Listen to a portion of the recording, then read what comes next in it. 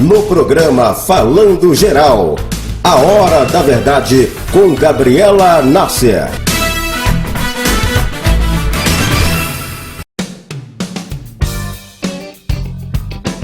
Boa tarde, ouvinte querido da Rádio Tropical AM 830.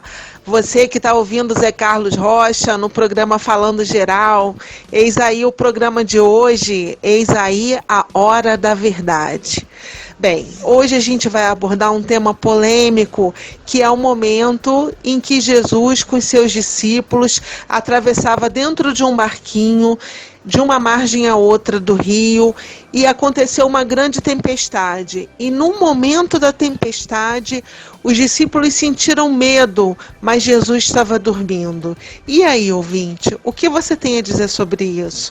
Bem, para conversar um pouquinho com a gente e esclarecer com lições que nós podemos levar para as nossas vidas e refletir um pouco sobre esse momento, hoje nós vamos conversar com o diácono Josivelto Florindo, ou diácono Velto para os íntimos. Ele é uma pessoa que tem conseguido uma atenção especial de cada lugar onde ele passa, ensinando a palavra de Deus, pelo conteúdo evangelístico, pelo grande saber bíblico e também por ser muito usado por Deus no ministério de ensino, no ministério mestral, né? Mestral é uma palavra que vem de mestre. O Josivelto tem um grande ministério na área de ensino da palavra de Deus. Bem, seja bem-vindo, Josivelto. Boa tarde. Diácono Velto, que lição nós podemos tirar sobre a passagem de Marcos, capítulo 4, versículo de 35 a 41, que é a tempestade apaziguada? Boa tarde, Gabriela. Boa tarde, amigos, irmãos, ouvintes da Hora da Verdade. É um grande prazer para mim poder estar aqui e falar um pouco daquilo que Deus tem nos ensinado na Palavra de Deus.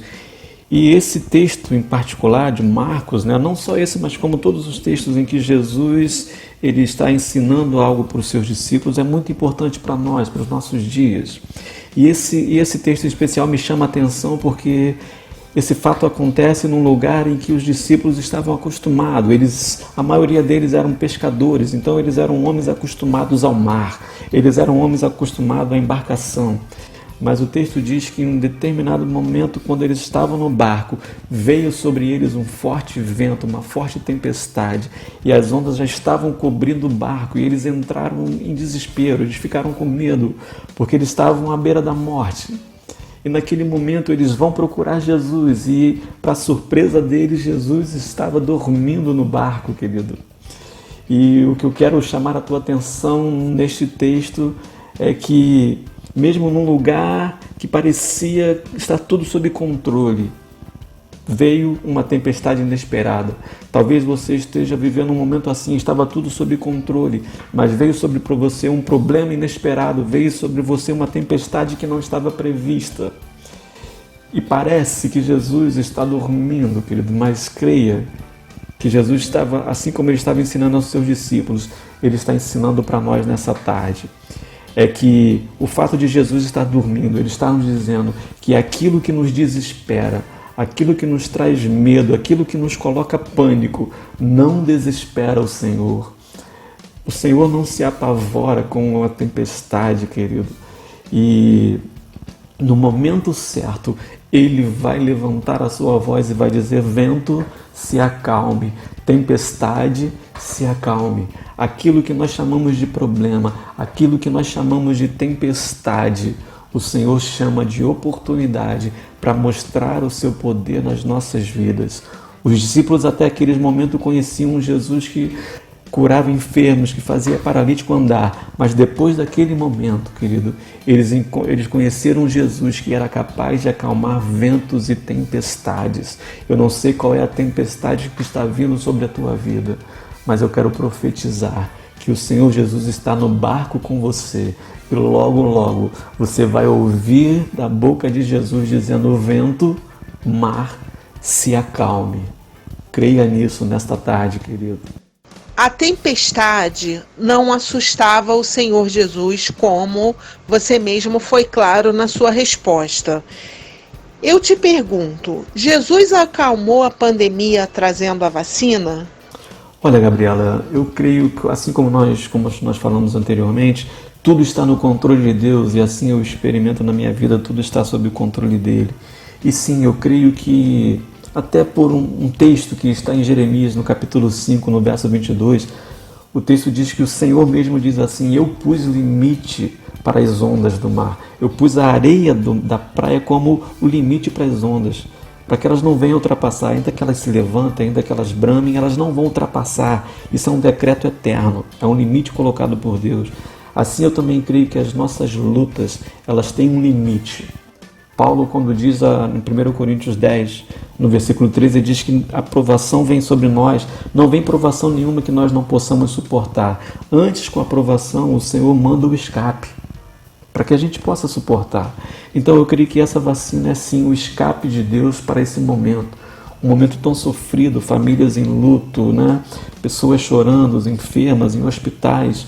Mas eu creio que é momento sim, né, que Deus está agindo, e essa vacina é um novo ânimo, é uma nova esperança para todos, né? E que nós como povo de Deus, venhamos a orar, venhamos a pedir a Deus que essa vacina não se torne um instrumento político, mas assim que ela seja um instrumento para um começar de um novo tempo, um novo momento, uma nova história para cada um de nós, né? E nós precisamos orar. O Senhor fala que nós precisamos orar pela paz da cidade. Existe um momento na vida do povo de Deus que eles foram levados cativos para a Babilônia. E lá, mesmo num lugar onde eles não pertenciam, um lugar que eles estavam em terra estranha, o Senhor manda eles orar pela Babilônia para que eles tenham paz. Assim nós, como povo de Deus, nós não somos desse mundo, somos forasteiros e estrangeiros nesse mundo, mas precisamos orar pela paz mundial.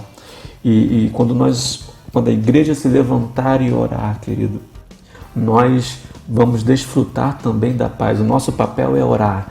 Então oremos para que esta vacina seja sim o remédio para este mal, que essa vacina seja sim o antídoto para esse grande caos mundial que se levantou na nossa geração. Diácono Velto, uma coisa é verdade.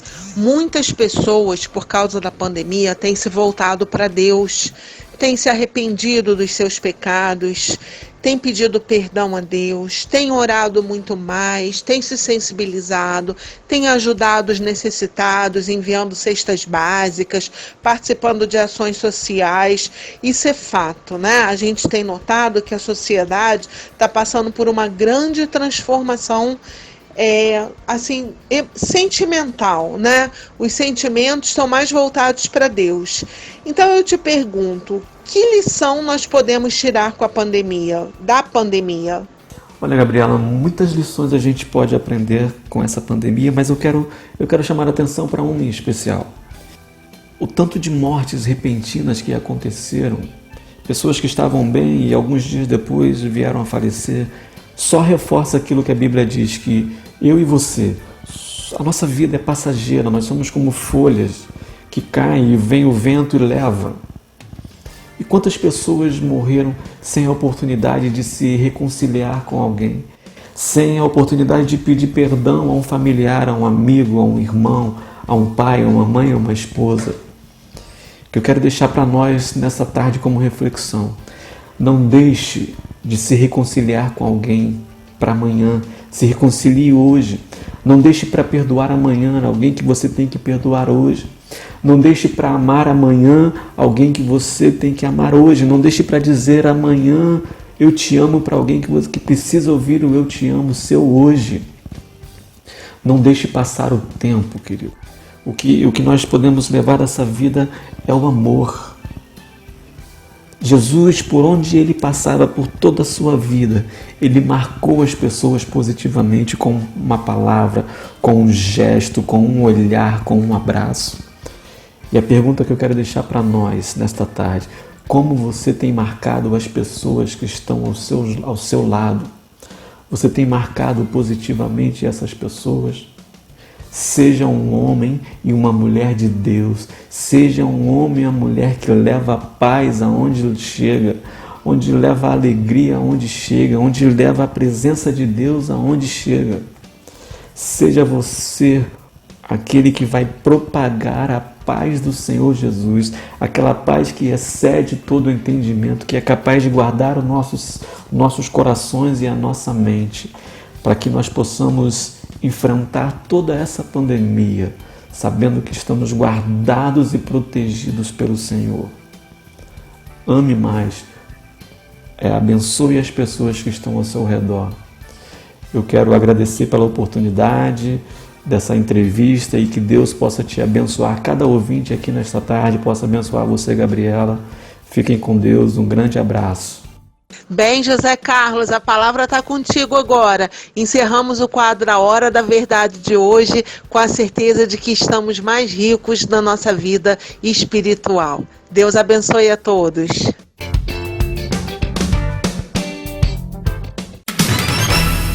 No programa Falando Geral, A Hora da Verdade com Gabriela Nasser.